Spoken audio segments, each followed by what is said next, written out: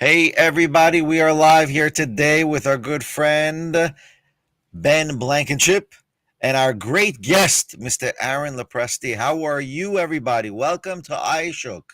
Behold, we are in the domain of Ishook, here to talk about comics, the comic world, the book publication world, which is comic book publication. And we're here to learn and just learn and learn and learn because you never can stop learning. So welcome everybody, and don't forget the QR code for Mr. Aaron Lopresti, and don't forget where's Ben's QR code? Don't forget to scan a Ben, get a Ben. Here's Ben, and get into his social medias.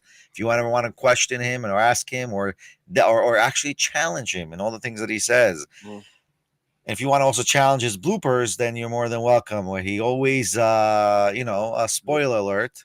He even has a special hat. Spoiler alert. It's irrelevant if it happened 5 minutes ago and you don't talk about it. This is the 21st century, Benny. You need to get with it. Well, there's no possible way I can read everything and watch everything at the same time. Anyway, so welcome. Talk to us. How are we? How are we doing? Mr. Lopresti, please introduce yourself. Tell us, for people like me who are novices, who don't know nothing, are really away from this industry and just here to learn about the industry. Well, I am a writer and an artist, mostly been an artist for the last 30 plus years. I've worked at Marvel, wow. DC, done some work at Wildstorm. I've worked at CrossGen Comics. I've worked at Dark Horse. Boom, wow. Just about Archie. I have worked for just about everybody over that 30 plus year period. And the last 4 years, probably, I've been self-publishing under my own title, Empire Comics, or my own label, Empire Comics. And that's what I'm doing now, is doing original graphic novels that I own, and which is kind of a novel concept that we never experienced while working in the mainstream. We actually now, as creators, get to own our own stuff, so that's kind of fun and exciting. That's awesome. When we started to go to the DBW here in New York, I think they were sold to some company in Tennessee now. So I haven't been attending for many years. They started to open up in 2013 about what we call the hybrid author, right? Where the author is a publisher slash writer meaning slash author. So basically you're creating yourself, both the publisher and the author at the same time. So it's the hybrid author or hybrid writer, whatever you want to call it. And I didn't realize it also went into comics too. Look at that. I think that's become like way more normalized now. It was revolutionary. Oh, now, but when Image did it, wasn't that kind of like the first that people saw of that, where it's like you can keep your rights and everything?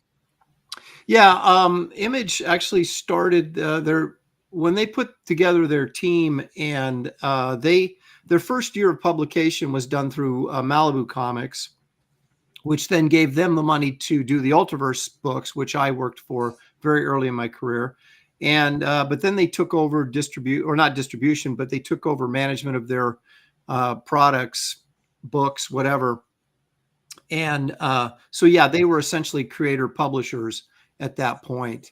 And they were the first, I think, and probably the last until just recently, where you see a big movement of people jumping in, sort of because of crowdfunding, that allows us to raise money to do the projects. Yeah. So you're seeing a lot more people self-publish with the properties that they have.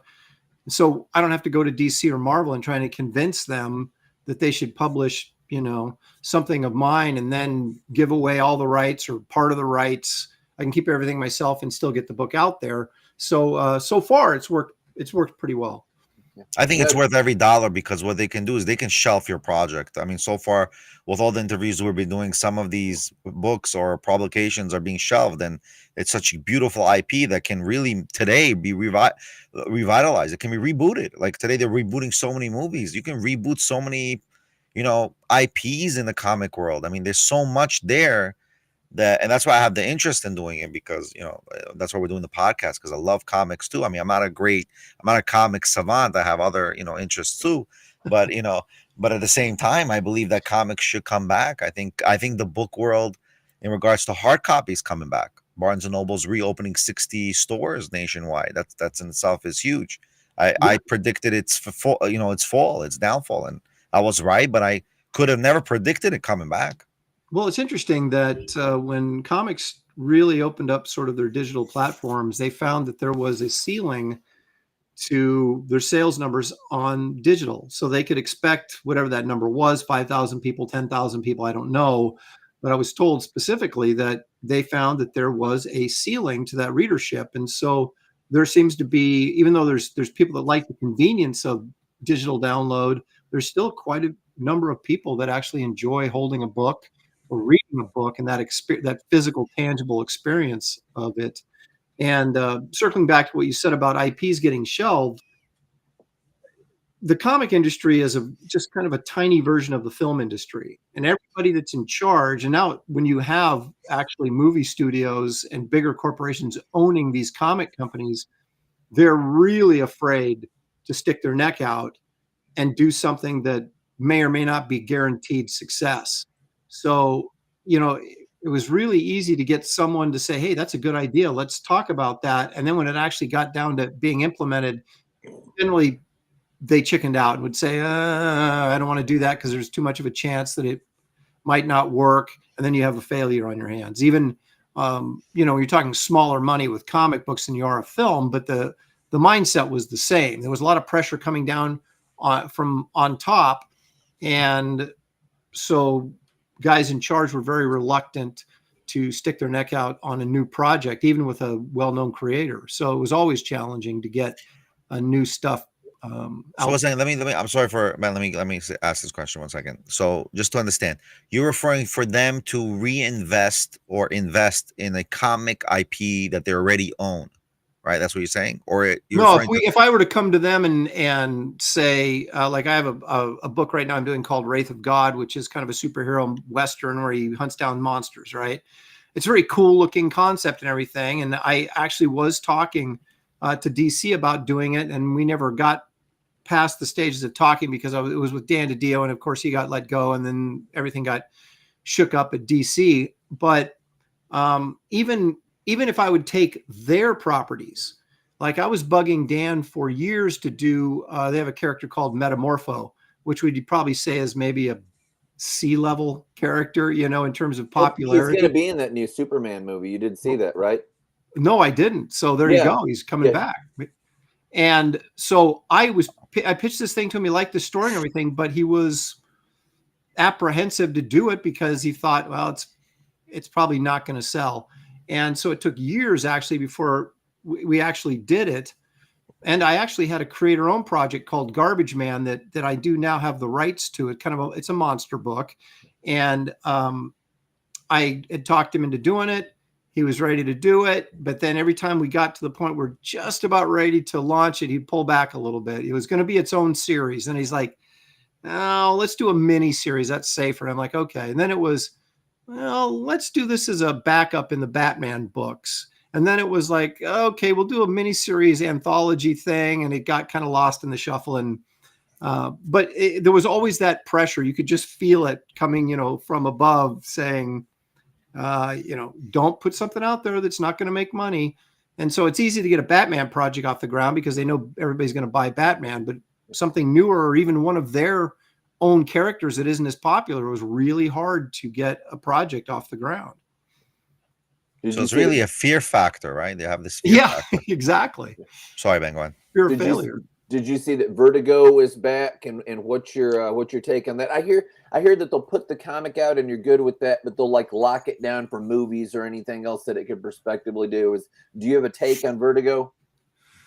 Well, I think it was good when it started. I was not much of a Vertigo guy. I didn't really keep track. I mean, I was aware of what was going on, but I didn't read the material very often. But it was really sort of, they kind of packaged it as adult content, not in the sense that it would be pornographic necessarily, but, more mature themes, different themes, stuff that wouldn't sell on mainstream superheroes like fantasy and that type of thing.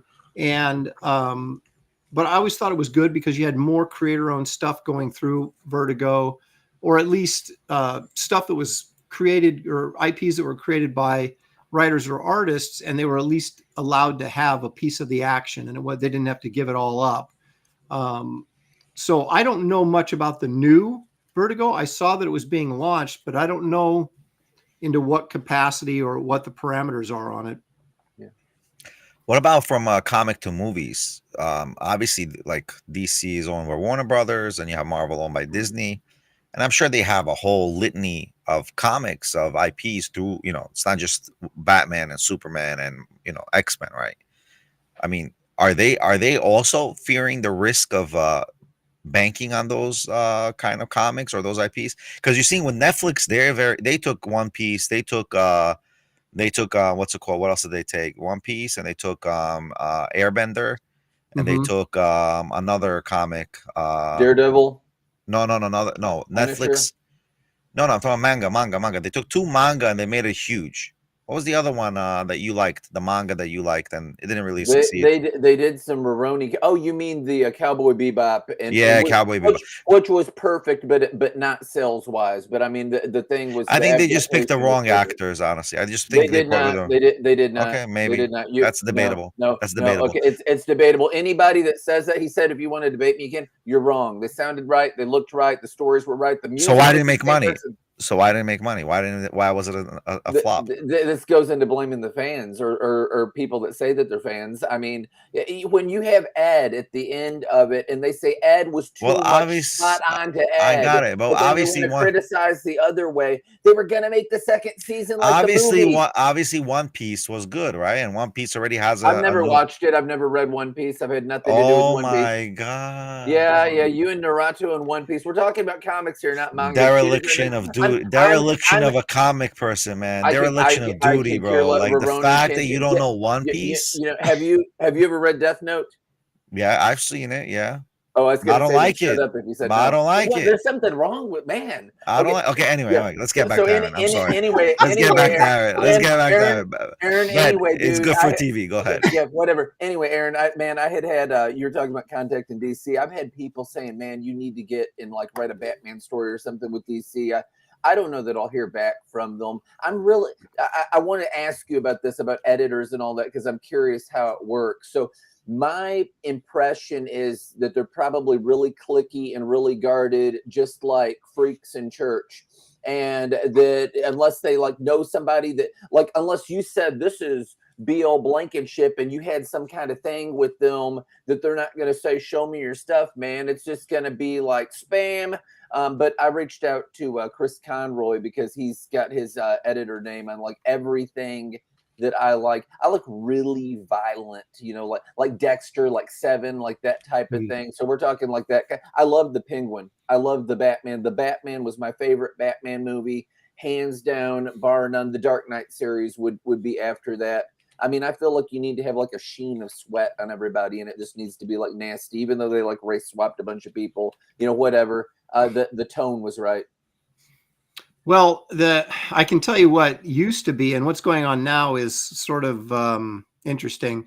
And I don't have as much insight because I haven't been involved in it for a few years, but it's always been political in the sense that it's who you know, right? And you have to spend as much time making connections as you do submitting work. And it's always tougher for writers because as an artist, I could just give them a couple pieces of, a couple pages and they could look at them in, a minute and make a decision on whether or not they liked it or not. You turn in a script or you turn in a plot, they got to read something. I mean, someone has to sit down there, focus and read. And that's the difficult thing. Now, the flip side to that is editors are always looking for the next new and great talent that they can say they discovered and brought in. So they're always looking, but at the same time, it's difficult, again, from a writer's standpoint, to get someone to sit down and take the time to read your material because it is time consuming. And it's easier just to call somebody they know or go after somebody they've heard of that has a reputation already. So like artists like we used to, and I think it still holds true, it's easier to start with a smaller company, a Boom or a Dark Horse or, Dynamite or someplace like that honestly doesn't pay that well, or certainly doesn't pay as well as Marvel and DC. And so you can get some stuff published and then you can say, oh, look at this miniseries I did for so-and-so. And those are easier to break into than to go directly from, nothing to Batman, for example, because like I said, it's just really, really difficult to get them to look at your stuff. We used to be able to go to conventions, and they always had representation at, Marvel, DC, all the companies would have representation, and they would be people you could talk to, people you could show your portfolio to, whatever, and you could make connections that way. And they've stopped going for the most part and representing at these cons because it's just too much money, and they're just continually cutting costs because they're making less money, and their corporate, whoever's owns them, the corporation owns them, is always squeezing, to spend less money and that type of thing. So they don't have that presence anymore. But on the flip side, again, you have the internet, which we didn't have when I was breaking in. So there's different ways to get in contact with people, but I would think it's probably much harder now to make those connections because it's just not. I mean, we don't live in a personable society anymore, really. We live on an online society, so it makes it a lot more difficult to make those personal connections. And I still think they're needed at least from a political standpoint. Well, not well. Yeah. It's easier to tell somebody off when they can't knock your teeth down your throat. Well, not just that. I'll be honest. Exactly. What a good joke as always. But what I was serious. What I would say is when you meet someone, it's easy to tell, your gut feeling. Oh, I can make money with this guy. Oh, I can bank on this guy. Oh, this guy seems a little shaky. Not every comic illustrator is someone you put money on, right? It's just the reality. Some of them, you got to see their personality. Are they capable for finishing a project, starting something, ending something, right? Those are key factors as well. Me as a business person, I don't want to bank on a person, because if me banking on the person, I want a long-term relationship with this person, and I want long-term money with this person. I don't want to be able to do one comic and stop. No, I want to be able to do a whole IP with this person. That's why I'm also very picky who I, start with in business. I mean, we have our own comic that we started, Super Black, and we have ups and downs. And by the way, just to tell everybody, we're doing a Roblox game for Super Blacks. It's an announcement that we're doing now in Ishook. So we're also thinking about IP and expanding the IP, not just comics. So we're going to be doing the comics. We're going to be doing the story. We're doing a novel. We're doing an IP with a Roblox game. And honestly, I'm trying to get as many people as possible in the comic industry. Listen, give me some of your characters. Let's put them on a Roblox game.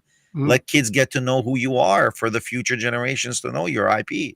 I mean, that's how you got to do it. How else will you get to those kids who are going to be your fans in the future? We're not trying to indoctrinate kids. We're trying to just get kids to know stories and have fun with the story. That's it. Well, it's more of a gaming is way more popular than comics are at the moment. So that's a much better avenue for getting stuff out there, character wise and things like that. And once you have, even if it's new characters, because I'm sure that, you look at some of the video game properties that started as video game properties and then became very popular. Then they turned into comics, then they turned into movies, and they turned into these other things. So that is a good place to get a wider audience exposed to your IPs, whatever they may be. And then you have a better chance of succeeding as you branch out into other markets. That definitely. Right. So did you write or did you draw Batman? I just want to get back on the Batman kick. And by the way, the reason that the talk built up with me is because I wrote something for a comic jam that people went wild over, but then the artists basically didn't get up and do much on it. But the one that drop something, I've got him illustrating my Hellfire stuff because I'm like, this dude is on fire.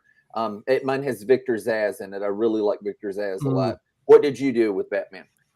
I did like a very short run of about 3 or 4 issues. Actually, I think I was just filling in while they were trying to figure out who they wanted to be the regular artist, and apparently it wasn't me. But so I did 4 issues of Detective. What I did do, though, however, was write.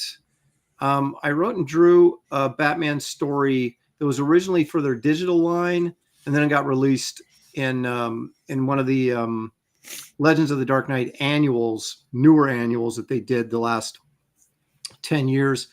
And so I wrote and drew a story for that. And then the other Batman stuff I did was, I think, 4 issues of Detective, but I didn't write it. And then, his appearances in Justice League and other things like that, I would draw him in whatever other books I was working on that he happened to guest star in, but I only wrote the one Batman story. Interesting. Let me ask you a question. When it comes to comics, this is our debate in our internal company, and we want to learn a little bit more. Sometimes, not every illustrator can work with you. Maybe they get a different job. Maybe they're, I think there's a life on certain illustrators with certain comics, right? Mm-hmm. So when the comics are being changed from hands of one illustrator to another illustrator, the styles are changing, right? Is there anything wrong with issues having different styles? Or is there something, like, in your experience, what's the best method? He's saying issue 1, issue 2, issue 3. Yeah. One of them has Adam Hughes, and the next one has Frank Miller doing it. Polar opposite. I'd be way harder Hughes. I don't like Frank Miller's art. He's good as a writer. I mean, that's a side point, right? All right, that's a side point. I don't want. Let's not insult people on the podcast. Well, we want to get them back. Dude, we want to get them on the podcast, Ben. Come on, It makes. Who did you say that, Mr. Howard? We love you. You're more than welcome to come. No, I said Frank Miller. Oh, you don't like Frank Miller? I don't like his art. I don't like Mr. Frank Miller. I like when I was in the 4th grade, I could have drawn. I have not seen you. Okay, anyway, I'm just kidding. Anyway, the bottom line is, what do you think? How do? This is good TV, Ben. Go ahead. I think you want continuity, at least within story arcs, depending on how you're doing your series, right? I did a series called Damage. It was kind of DC's Hulk character. It only lasted, I think, 18 issues or something, but I didn't launch it. I was working on something else, and I think it was Tony Daniel launched the book, but he only did 3 issues. And then they brought in another artist, Kerry Nord, who actually I thought his stuff looked really good on it, but they didn't think he was doing the character right. So they got rid of him and they brought in somebody else. And then that guy didn't do a very good job, period. So they canned him. And then they call me up 9 issues into the series and go, "Hey, Aaron, we need you to come on this and save this book." And I'm like, you've already destroyed your audience by going through 3 different artists in 9 issues. And so there was, and the quality was just, all over the place. So by the time I got in there and did the last, 10, 11 issues of the run, you'd already lost half your audience, right? Because of stuff like that. So, but if the book is set up to be different story arcs, maybe even with different creators every 4 issues or something like that, then I think it's fine. But if you're doing just a regular monthly book like The Flash or, whatever, Green Lantern, then you want consistency on there so your audience knows what they're getting every month. Now, granted, if they don't like what you're giving them, they'll let you know. Then you make a change, right? Right. But you don't want to be having guys dip in and out. I only want to do 3 issues, or I want to do 2 issues and then take off, and then you got to scramble to find whoever's available to do this issue till you find someone else to do the next issue. Then it just feels like everything's thrown together, and it just feels like it looks like crap usually, and there's no continuity and nothing that the reader can really grab onto long term. So again, it would depend if you're doing an anthology book like I did. When DC had the Hanna-Barbera cartoon characters. They had the rights to the characters. They did this thing called Future Quest, which was basically Johnny Quest adventures, but it had all the other characters, were worked in throughout this 12-issue maxi series, or whatever you want to call it. And then when that was done, they started something called Future Quest Presents. And it was geared towards using all these different characters from the Hanna-Barbera universe in story arcs, right? So the people buying that were like, okay, well, this first 3 issues is going to be Space Ghost by whoever. And then Steve Rude's going to do 2 issues of Birdman. And then after that, it's going to be the Herculoids with Aaron Lopresti. And so you bought it because you liked the idea of the different things and the different creators and the different characters. But that wasn't a continuity strip in the sense of, Batman. So as long as you're in the same story arc with the same design, you're good to go. Well, you don't want to be switching people out in the middle of story arcs. And, right. Which makes sense. Yeah, it makes sense. You would be disappointed. So So I was Yeah. going to show you, Aaron. Like if you had varying styles, like this is what sold me on Batman First Night. Mike Perkins is the Oh, artist yeah, for Mike's that. great. Yeah, I I worked mean, with Mike. it's outstanding. I mean, it's Mhm. like I love that style, the writing, the noir, all that. I really like Wesley Dodd's Sandman too. I think the guy did like a Robin or something. It's more cartoony, but the colors are great. It really Mhm. pops. All kinds of stuff. Hey Benny, incidentally, I also have another hot book. You got it. Yeah, Super Black. Look at there. that, Yes, baby. yes. I'll open a That's our page. comic that we published, Super Black. Gotcha. So Nice, yeah, nice. It was very but good. but yeah, man, I totally agree with you. That would just like throw you completely off, and because like that book, I love the way it looks. Mhm. Which is why I got Batman Damned, which I hate the writing. It's like an acid trip story. It's written in the way that Hellblazer's written in. I know Benny probably doesn't get that, but it's like this nerd speak, weird, esoteric. Like I hate it. So there's Mhm. people that love it, but I mean, like bleh, hate it. And I thought I'm gonna get this because the artwork. It's the edited one, by the way, where the penis is shaded out. Okay. You don't need to know Benny, but yeah, but it's like I want to get this because the artwork looks so awesome, and I Mhm. read the story, and it's like every single thing. I'm just gonna go with my spoiler alert thing. This has been up for a while. The Joker's dead, but then at the end, the Joker's not even dead, so the whole story was the only redeeming quality in that is that Swamp Thing is awesome. He was the only likable character. Everybody else was a jerk. If they all got killed by Swamp Thing, best book ever. But Yeah, there's you find that there's two kinds of readers, and there's people that have certain they get, well, like you look at a book and you say, I like the art, so I'm gonna pick it up and read this because I like the art. When I was working on Wonder Woman, I had people telling me, oh man, you're the greatest Wonder Woman artist ever, right? But then as soon as I left Wonder Woman, those people did not go with me to my next project. They stayed on Wonder Woman because they were Wonder Woman fans. yeah, And then whoever was the next artist, I'm sure they said, oh my gosh, you're the best Wonder Woman artist ever. So there's two kinds of fan base: the people that are in love with the character and they just stay with the character no matter what. And then there's people that follow creators, right? Well, that guy did a really great job on this book. I'll bet he does really good on this one. I'm going to go read this now.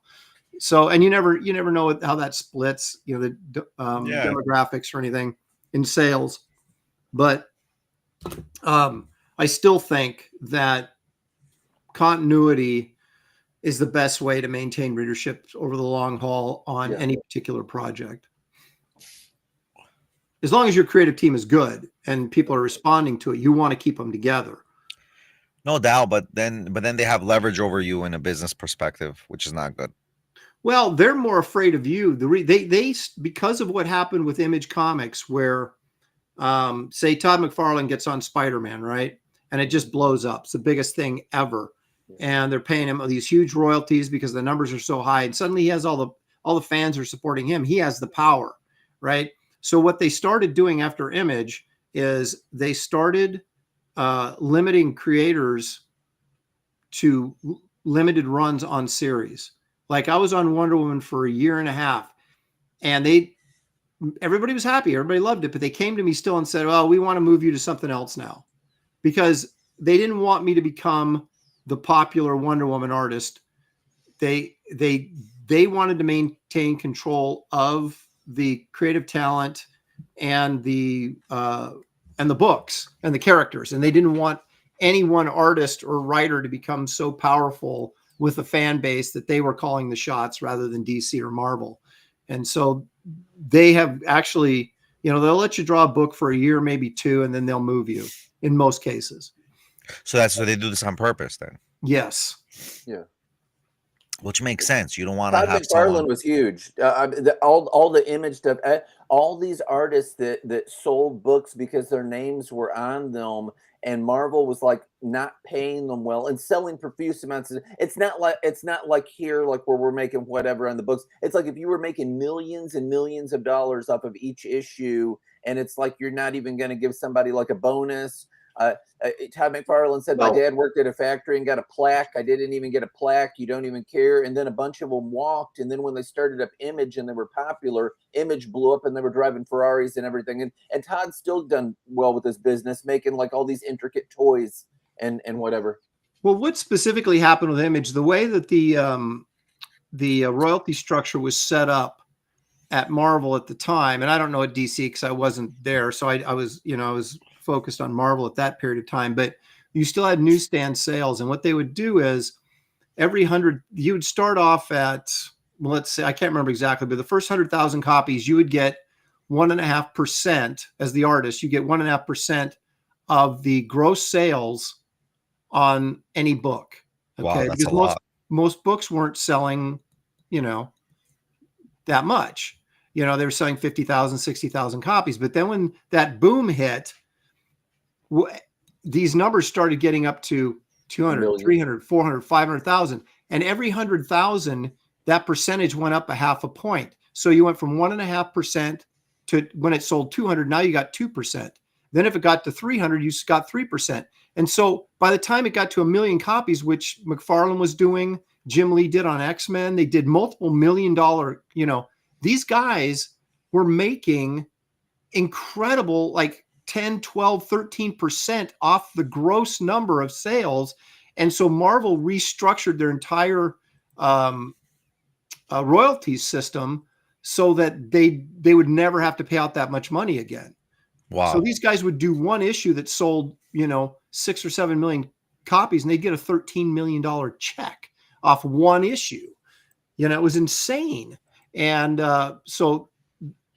and that's kind of where the friction started between those guys and Marvel, was the finances, I think, probably more than anything. And I think Todd was a little bit more of a visionary from a business standpoint, saying, hey, if we can sell these many copies, at Marvel, if we did it ourselves, even if we only sold half as many or a third as many, but we got all the money, he did the math and was like, pfft.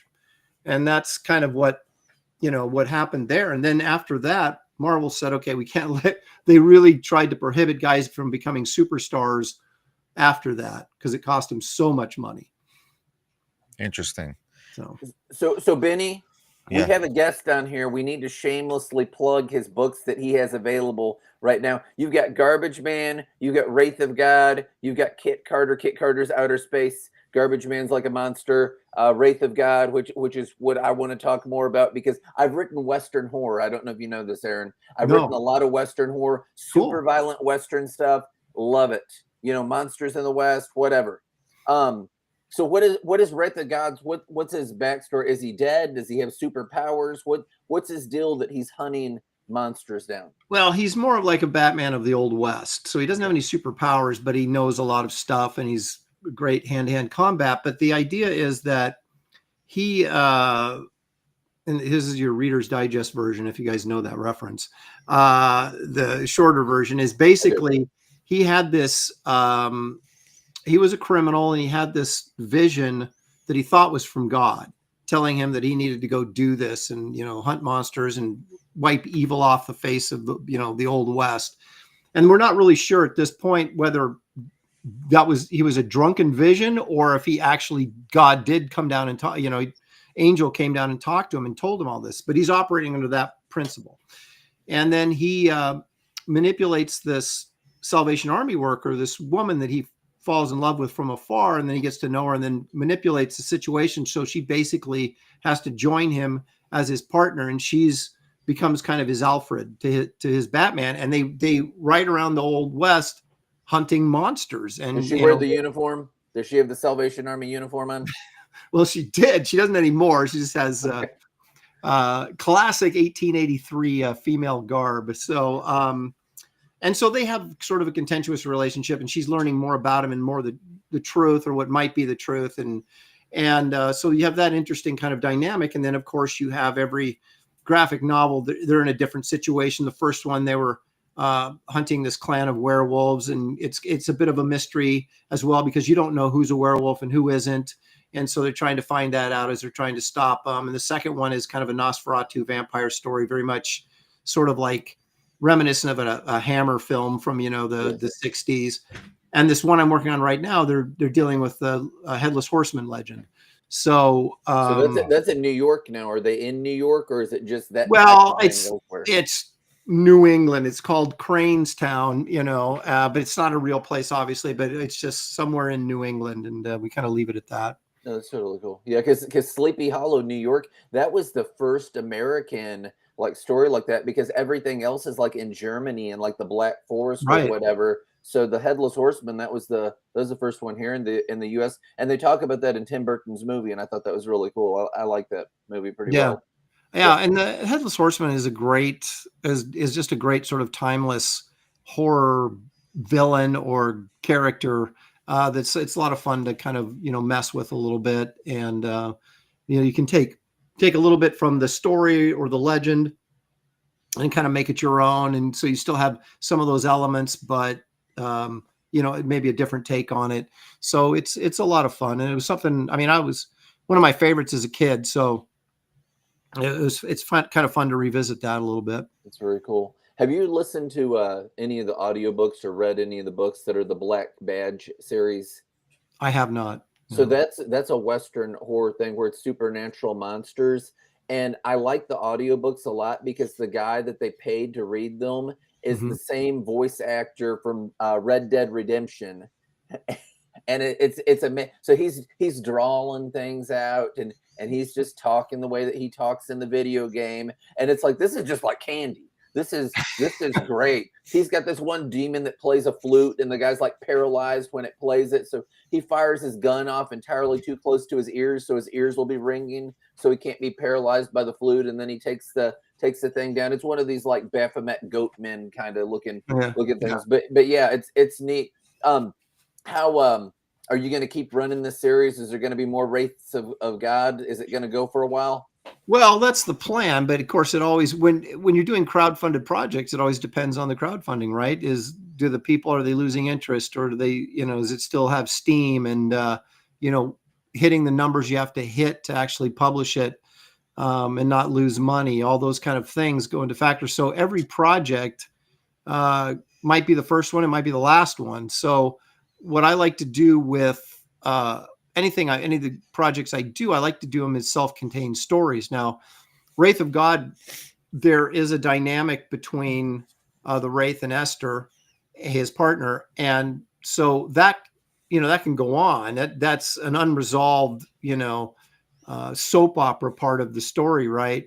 But every graphic novel is a different adventure, right? And it's self-contained. There's no cliffhangers in terms of the resolution for, with the werewolf story or the vampire story, or in this case, the Headless Horseman story. It'll be resolved at the end of it, but there will always be an open door for the adventures to continue. So it's like, if this project funds well, which it is right now, then you say, okay, well, I'll go and do the next one. But if you get to a point where it's not funding like it used to, and now I'm teetering on maybe not making any money on this anymore, or possibly losing money, then you switch gears and do something different. And I just threw you mentioned Kit Carter, which was the kind of space babe, humorous space babe story I did, graphic novel I did. And I did that in between. I did Wraith of God 1 and 2 back to back. And then I did Kit Carter just to kind of change a pace, to do something else, because I got a lot of IPs and I'd like to somehow get at least one book out of everything, so you can say you did it, kind of thing. And then I went back to Wraith of God 3. And after this, maybe I go to Wraith of God 4, or maybe I'll throw out another one of my properties and see how people respond to it, and then go back to Wraith of God again. So there's lots of different ways you can do it. But I always try to do everything self-contained, with it being open-ended, so you can always do more if you need to. Do you have a storehouse of ideas, or do you do like I do, and you've got this stuff like built up and you can see it? I mean, are you seeing like Wendigos and all that? And by the way, I'm like way pro. I don't like the antler thing that people have done with them. I like the Golem Wendigo thing, like the Canadian. It's basically just somebody demon possessed and inebriated and with frostbite, because they're always in the snowy cold or whatever. Have you thought of like ahead with things like that? I've got what I do in terms of like Wraith of God. I know where the story's going, if I was going to say, okay, this is the last graphic novel, number 5, for example, let's say that's the last one. I know how it's going to end up and how it's all going to turn out. All right. So I have that figured out. Now, in terms of what monsters he might come in contact with along that way, that's always, I've got a bunch that I wouldn't mind doing, but nothing concretely developed at this moment for like, maybe I'll do a swamp monster next. Maybe I'll do a Frankenstein story, which that seems very likely that I would go that route because I'm a big Frankenstein fan. Oh, so yeah. maybe Have you read Mary Shelley's? Have you read the original book? I've read parts of it. It's hard to get through. At least I listened to the audiobook and I love it. It's good stuff. But yeah, no, I see Frankenstein. Have you ever thought anything about maybe like the Mothman? Because I like the fact that he shows up before something bad is going to happen, that he's like a harbinger of doom kind of angel demon booger thing. I haven't specifically, no, but there's so many cryptids and different things out there that you could use. And a lot of times stuff, like I kind of fell into the Headless Horseman. I wasn't, as I was doing issue number 2, I wasn't really thinking about Headless Horseman. I was trying to figure out, okay, well, what do we want to do next? And someone had actually just suggested to me, we should do a Headless Horseman story. And I went, yeah. And then I started thinking about it, and this story came together that would work really, really well with it. And I thought, okay, now I've got a good story that I can now use this character with. So usually to me, it's story ideas that sort of, my mind is always going, right? And so I know what that's something like. will click, and then it'll start to build, and you'll go, okay, then if I could do this, then I did that. And then all of a sudden it comes together, and that's the direction you end up going. Or at least that's how I do it, which is, I got the notepad by my bed kind of thing. If I get up in the middle of the night, you better write that down, because if I don't, I'll forget it kind of thing. So awesome. I hadn't asked about Garbage Man. That's your other thing. When is this set? Like what era, period? Well, Garbage Man would be modern day. I mean, the interesting thing about Garbage Man was that it originally was created for DC Comics, because when I first left Marvel and went over to DC, Dan DiDio and I were talking, and I said I wanted to get into doing some writing because I was getting a little resistance at Marvel to do that. And he was like, I don't care if you write anything. I said, oh, okay, great. And he goes, in fact, we need a monster book, because at that time, Swamp Thing was under Vertigo's control. Yeah. And even though DC owned Vertigo, they were still separate publishing entities, and there were contractual agreements and they had Swamp Thing, and Dan wanted Swamp Thing back to be used in the regular DCU, and they wouldn't give it to him. So he says, I need a monster book. And I said, well, let me come up with something. I go, that's kind of, I would say it's not my specialty, but it's something that, I'm pretty good at. Let me see what I can come up with. And I came up with Garbage Man, which was essentially a Swamp Thing type character made out of garbage and stuff instead of, swamp material. And he's a lawyer that is, I wouldn't say he's crooked, but he's working for a crooked company, and he's not, he does what he's got to do to make money. He's kind of morally ambivalent. Yeah. And so he's a lawyer that's garbage. Benny, have you ever known of a lawyer that's garbage? Yeah, you get it? Do you get it now? And so there are many of them. Yeah. So he discovers some improprieties in this Titan Pharmaceuticals, as they're one of their main clients, and he finds some incongruities with money distribution, stuff like that. And he's not trying to be a whistleblower. He's just like, what am I supposed to do with this? What do you guys want me to do with this? Well, once he finds that out, they figure he's potential liability. So they basically turn him over to their science department, and they have this crazy scientist in there who's been working on a super soldier serum so they can get a contract with the military. And they experiment on homeless people and, people that won't be missed, or they don't, and so they experiment on him, and it goes bad. And so then they blow up the whole lab. So there's no evidence, and his remains get scattered out all over this landfill that's behind the chemical plant. And he reforms as Garbage Man. And then he gets, revenge against this powerful conglomerate, or the people that were pulling the strings anyway. And it was originally supposed to be, as I mentioned earlier, that possibly a backup story in Batman, And but it was part of the DCU. It was going to be part of the DCU, so I was free to use DC characters, right? And so I included Batman in his, original story miniseries that I did for DC, and so it took place in Gotham City, and which is the perfect, creepy city for a monster, that lives in the underground. It would be Slaughter Swamp then. If it was in Gotham City, Slaughter Swamp is their swamp. Yeah, well, Swamp Thing didn't exist in the DCU. That's why Garbage Man was there, is to fill that void. Okay. And so I got past about halfway done with this series, and then they were able to get Swamp Thing back from Vertigo. And so Dan just goes, all right, yeah, finish out this miniseries. We're not going to need him anymore. And wow. So that's why the rights returned to me, and DC didn't keep the rights to the character because they got Swamp Thing back and they didn't need Garbage Man. So then Garbage Man became my property. And when I published the collection, they never published the collection of the stories. DC didn't. So I took it to Dark Horse, but I had to remove all the Batman from it.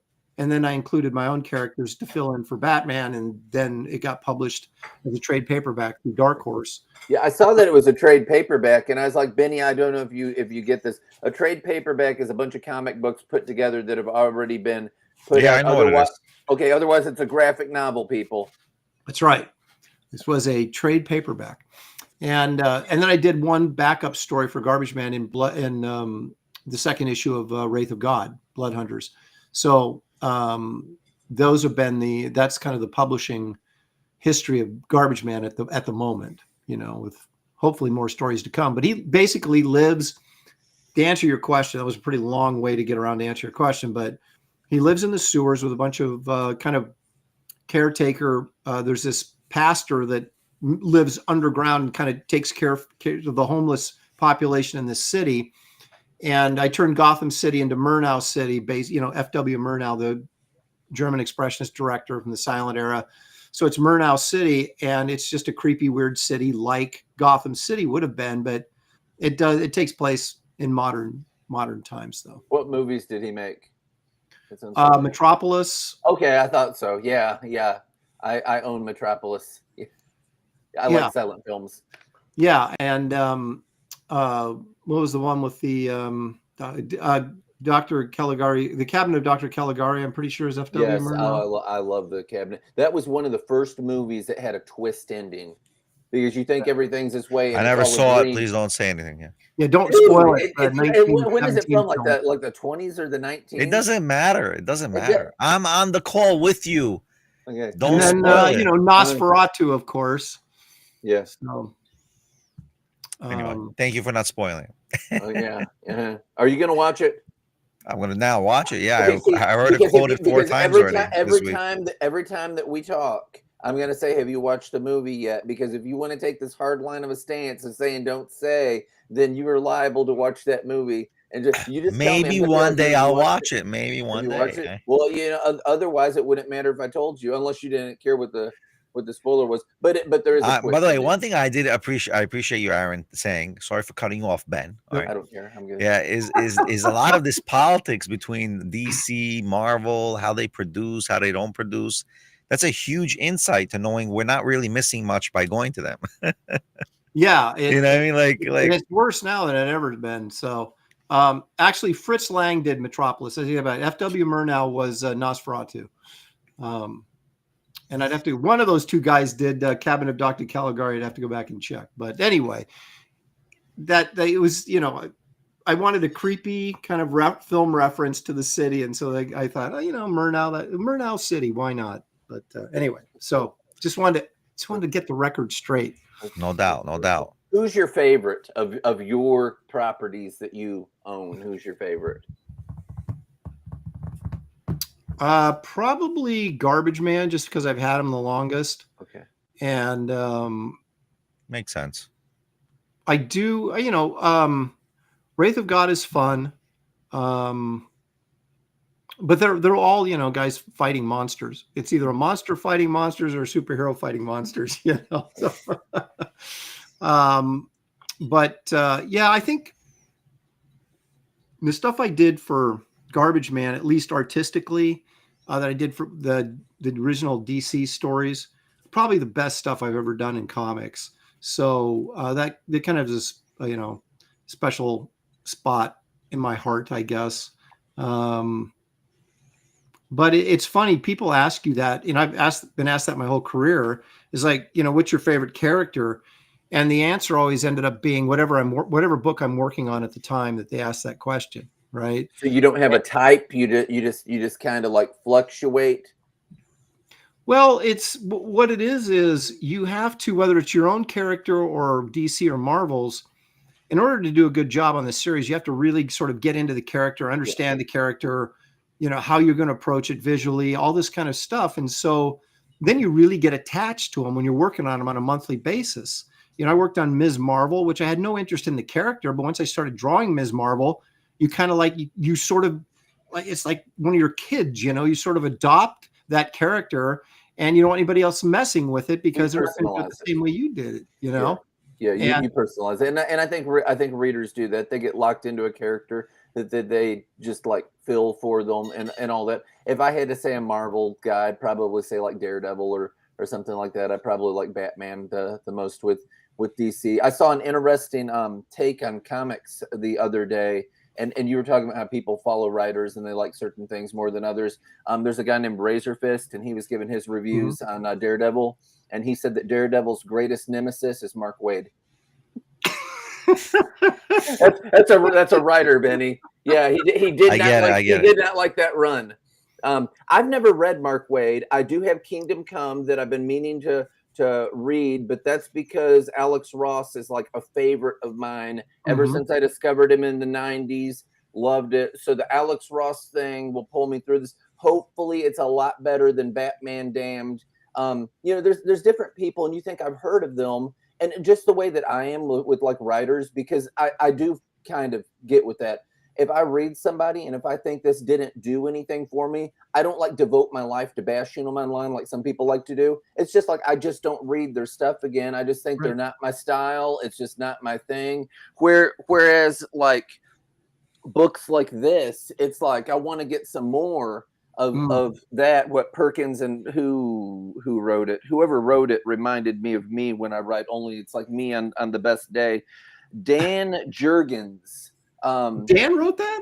That's who wrote this. Dan Jurgens. So what reminds me of me, because there's some writers that don't use a lot of words, and then I know you can get into the trap where you use too many, but he's got like, it's a good deal of dialogue and it flows. And I'm not like one of these people that just has like one word over here, one word over there, one word over there, like Scotty Young. He writes that way. But no, Dan has a good deal of dialogue in it, but it flows really well and it's not too much. But yeah, that's who wrote it, because it's like, I like the way he writes. I'm like, this reminds me of me, but me at my best, because it's top-notch stuff. It's not like me that I'm going to criticize later. I worked with Dan on Justice League. Now he's an artist and drew Superman, like Death of Superman. He was one of the artists on that, and been around forever. And he's doing a lot more writing now than drawing. But he's a guy who he knows how to write comics and how to put comic stories together. I really loved working with Dan. And now I worked with Mark Waid on a couple of projects, and I always thought Mark was a really good comic book writer. Now some people like this stuff, some people don't. Has there been a shift, or is it just people that don't like him because of whatever? Because I've never read his stuff. Well, I mean, your personality, especially now that we're all online, it's like the less you know about your heroes, the better. And so there's a crowd that doesn't like Mark for various reasons. Yeah. But when I worked with him, he wrote really good scripts. For me, it's kind of like, can you tell a concise, fun story? Do you know how much information to put on a page? Those type of things. And Dan and Mark Waid are guys that are very good at that. And, so I'm not going to, and I know Dan personally. I don't know. I know Mark a little bit, but not, really well. He's not someone I've hung out with. I know Dan really well, and Dan's a really good guy. I won't, Have you read any of this Batman First Night? I haven't. So it's three books total, but they've got like a trade paperback of it, and it's set in the 1940s. And so it's got a really noir kind of thing going on. He's wearing the purple gloves. He's driving the red car, all that kind of stuff. I'm not going to say what the story's about, just that there's like monsters out there. There's people with Tommy guns. There's one scene where the bad guy has a biplane and he's firing the machine gun at it on the bridge. It's just like, I just like that. I like that era anyway. And so they've just got like every nuance. They've got electric chair stuff in it and all kinds of stuff like that. But no, it's they go with Commissioner Gordon and have a whole lot of stuff. But the whole thing is done in this way that I can only describe as like the type of stuff that my uncle had to do when he was doing art school, like those kind of like classic illustrations. Mhm. And I mean, and I just dig it. I thought that it was really cool. Again, Wesley Dodds is really cartoony, but it's a solid story. And it made me fall in love with the Sandman. And I wasn't even familiar with Wesley Dodds at all. He's Golden Age Benny. It made me get the big compendium, and they're supposed to be coming out with a second one. I've made it about halfway through, and those stories look like more like gritty kind of art and everything. Really bloody and violent. Women getting chained up in basements and beat half to death, and all kinds of dark, stuff going on in there. Some Asian guy cutting off people's faces. Okay. We gotta close it out. It's already time. Thank you, Ben. Thank you, Aaron, for coming on the show. As usual, Ben is always here. Who's next week, Ben? Who we got next week? I haven't got it lined up yet. I'm working on it. Oh my goodness! That's like just like the movie that we talked about. This is a twist. Okay, usually on point, Ben. So anyway, again, thank you, Ben. Thank you, Ben. Thank you, Mr. LaPresti. I appreciate you. We learned so much. Please come back again. We want to learn more. Obviously, you got a lot more to tell. Everybody, don't forget QR code his website. His website is aaronlopresti.com. It's a very cool website. Check it out. The QR code is right here.